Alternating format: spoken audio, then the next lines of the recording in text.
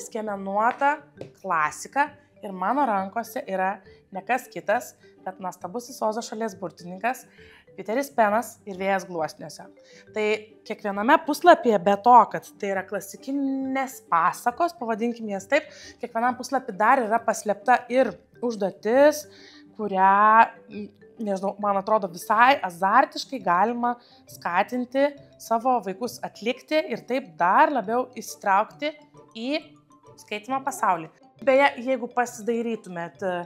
lentynoje, bet kuriame knygyne arba Baltų lankų puslapyje, nes iš leidyklos pirkti pigiau, nieko jums nesakiau, tikrai nieko nesakiau ir jūs šitos paslapties nežinot, bet pasidairykit ir surasit tikrai ne vieną skiemenuotą knygelę, kuri